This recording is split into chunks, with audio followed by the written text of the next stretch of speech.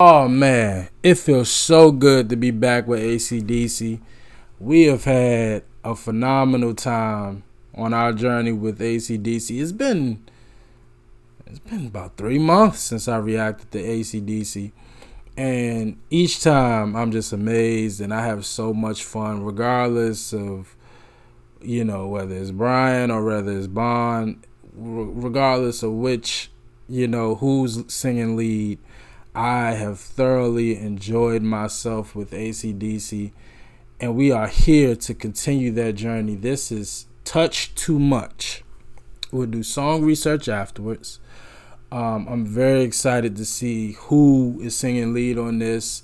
Again, it doesn't really matter. I've enjoyed both, but just out of curiosity, I'm very excited to see who's singing lead. I cannot wait to see my boy Angus. Man, it's just been so long since I reacted to AC/DC. It's always so much fun. So, Touch Too Much, official video. Let's get into it.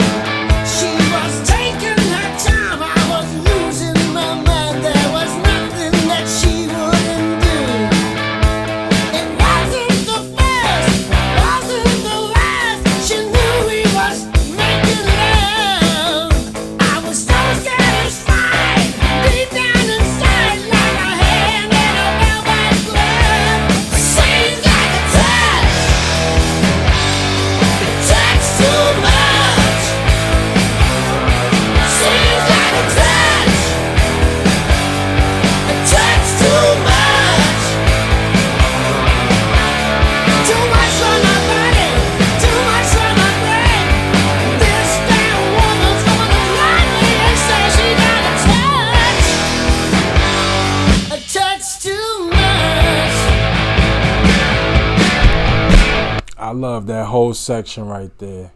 She got a touch. For one, I didn't see Angus, but I think that was Malcolm. Malcolm sounds phenomenal on backup vocals. I think that's my first time really paying it attention. If anybody else in the band, really contributes vocally. Again, my first time on the first watch noticing it. Malcolm sounded phenomenal right there. But this whole part right here, I gotta hit that part again.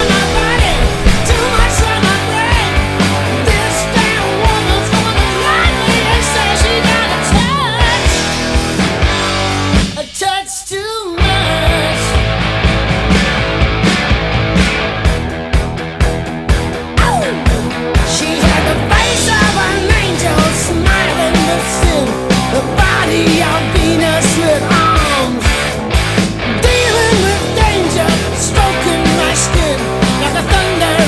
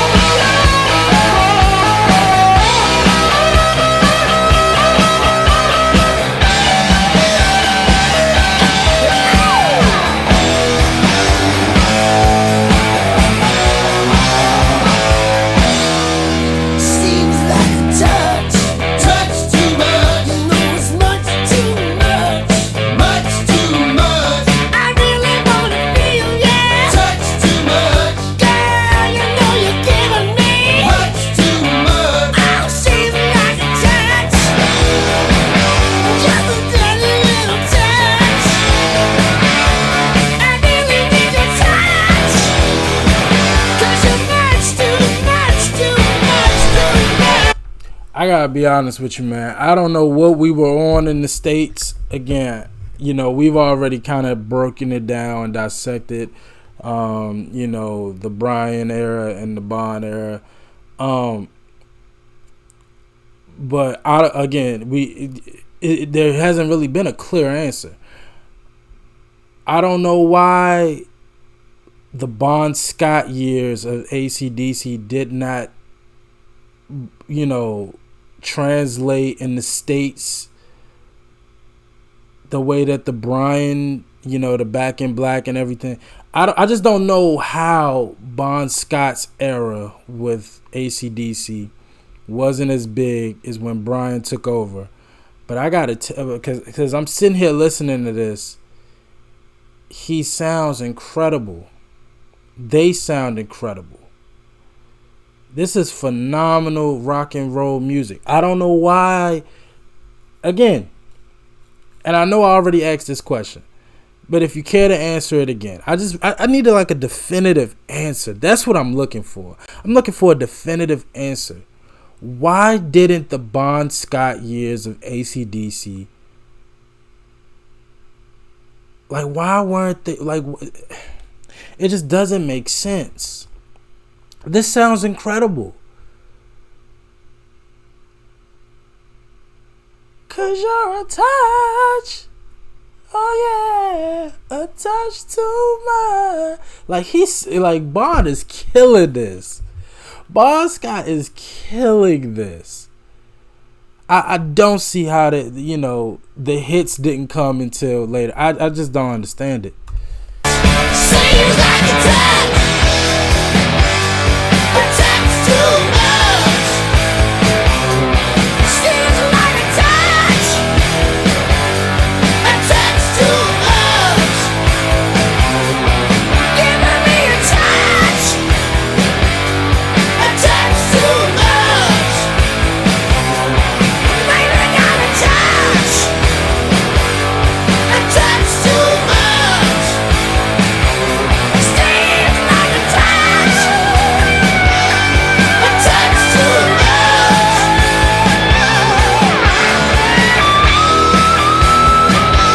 A touch too much. A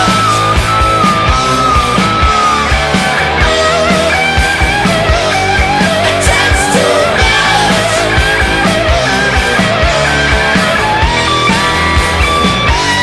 A touch too much.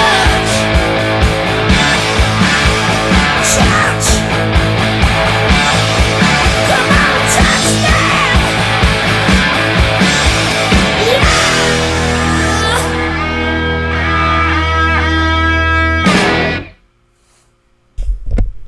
And Angus, boy, I gotta say, I think Jimi Hendrix still is my favorite showman.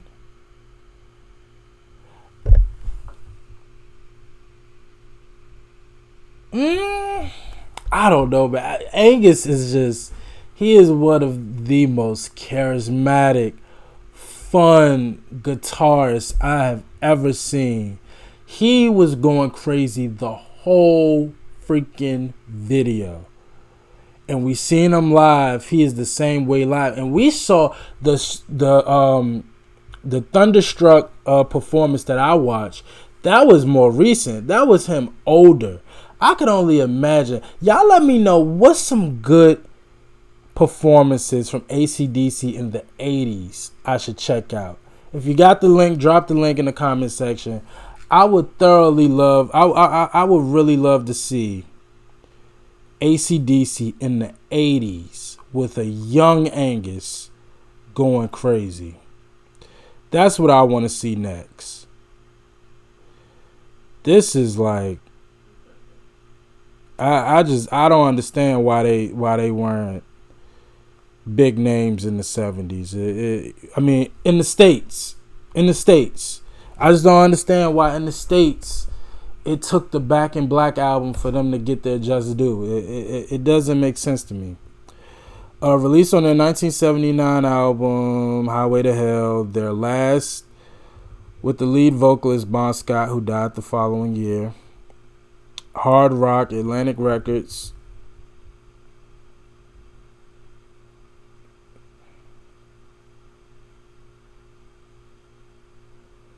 Axl Rose said this was his favorite AC/DC song.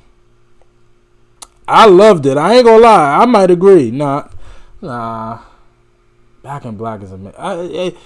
I do love this song though. This was amazing. A touch too much. It felt like oh, I'm not even gonna try to do it. But boy, Bon Scott, man. I mean, y'all let me know. Of course, I'm just now getting into this. So y'all let me know if I'm completely off and people do recognize Bon Scott in his years with the band and those albums. Because again, we've established in all my research, we established that Back in Black was the album that turned them into super global icons. But I listened to the work with Bon Scott and I'm just as amazed. You know, it's really amazing to know that, you know, I don't know, but I thoroughly enjoyed this. Angus ripped it as he always does. This was by far one of my favorite solos from him. I think out of all the songs from AC/DC I've heard, this was definitely one of my favorite solos. In regards to vocals, definitely one of my favorite performances from Bon. I don't think I've ever really been let down by Bon Scott in any song that I've heard from him. But this was definitely a favorite of mine. I've really enjoyed this. I think he destroyed it, especially towards the end. And the vocals, I mean, the song as a whole, the composition, the lyrics, everything, is pretty self-evident what they were talking about. It really doesn't leave much room for guessing. You get a clear idea of what the song is about. But it was fun. It was hard rock, and it was rock and roll at its finest. And I thoroughly enjoyed it, and I can't wait to hear more. So y'all let me know what other AC/DC I left out there, and I need to check out. And I definitely will as soon as possible. I definitely will. But as always, like, comment, subscribe. I appreciate y'all for watching. Until next time, with AC/DC.